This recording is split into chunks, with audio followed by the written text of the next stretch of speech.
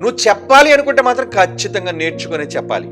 ఒక వైద్యుడికి అతని రోగి శరీరం మీద అధికారం ఈ ప్రభుత్వం ఎప్పుడు ఇస్తే చెప్పండి?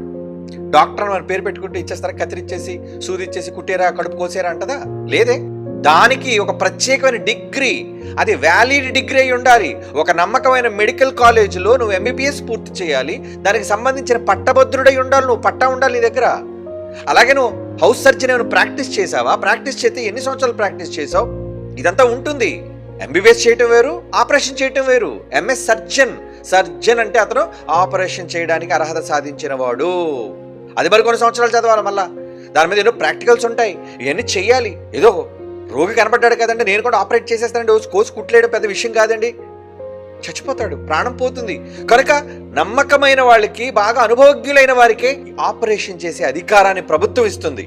అలాగే దేవుడు కూడా, నాయన ఈ సమాజాన్ని నువ్వు బాగు చేయాలనుకుంటున్నావు, ఎందుకంటే నీ మాటలు విని చాలా మంది నిన్ను వెంబడిస్తారు. ఈరోజు చాలా మంది ఎందుకు ప్రతివాడు బోధకులు అయిపోవాలనుకున్నారంటే, నాకు ఒక ఫాలోయింగ్ కావాలి, నాకు ఒక గుర్తింపు కావాలి, నేను ప్రజల మధ్య మెప్పు పొందాలి, నన్ను కూడా అందరూ చూసి నమస్కరించాలి, నేను గొప్పవాడిని కావాలి. ఇటువంటి దురుద్దేశం చాలా మందిలో ఉంది గొప్పవాళ్ళు అయిపోవడానికి. కానీ బైబిల్ నేర్చుకోవాలి, బైబిల్లో ఉన్నది ఉన్నట్టుగా నేను చెప్పాలి, అనేక మందిని దేవుని కోసం స్వాస్థ్యంగా నమ్మకమంగా నేను పనిచేసి నమ్మకమైన వాళ్ళు సంపాదించాలి, నేను పరలోకానికి వాళ్ళని పంపాలి. ఈ ఆలోచన లేవండి. అలాంటి వాళ్ళకు వద్దు నాయన. ఎందుకంటే అలాంటి వాళ్ళుగా మారారు అంటే కఠినమైన తీర్పు కాదు, మరి కఠినమైన తీర్పు. తప్పు చెప్పే వాళ్ళకి ఎక్కువ శిక్ష ఉంటుంది.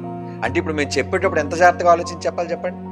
నోరొందు కదా అని ఏ మాట పడితే ఆ మాట మాట్లాడేస్తే ఊరుకుంటాడు? ఒక మాటకి ఎంత లెక్క ఉంటే దేవుడు మాట చెప్పే విషయంలో ఎంత శ్రద్ధ తీసుకోవాలి. దీనికి బాగా నమ్మకంగా వెంబడించి నేర్చుకొని సంవత్సరాలు తరబడి దేవుని కోసం కష్టపడి పని చేయాలి. కానీ ఈ పనుల్లో నీ ఉద్యోగం వదిలేసుకోవచ్చు, నీ సమస్యలు నీకు ఇబ్బందిగా మారొచ్చు, భారంగా నీకు అనిపించవచ్చు.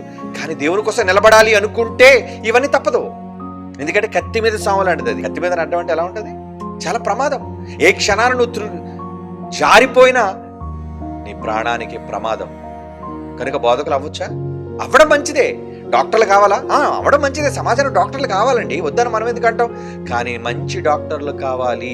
ఒకటి ముట్టుకోబోయి ఇంకో దాన్ని ముట్టుకుని రోగులు ప్రాణాలు తీసిన వాళ్ళు ఉన్నారు. ఇది కేవలం శరీరంలో ప్రాణమైపోతుంది, ఇదైతే పూర్తిగా ఆత్మైపోతుంది. అనంతకాలం ఆత్మ శిక్షలోనికి వెళ్ళిపోతుంది.